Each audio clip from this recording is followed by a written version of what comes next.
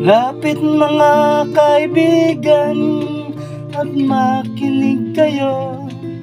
Ako'y may dala-dalang balita galing sa bayan ko. Nais kong ipamahagi ang mga kwento at mga pangyayaring nagaganap sa lupang ipinangako. Ang lupang pinanggalingan ko'y may bahin ng dugo.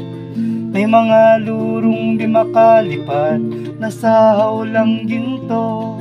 May mga punong walang dahon, mga pusong di makakibo sa mga pangyayaring nagaganap sa lupang ipinangako.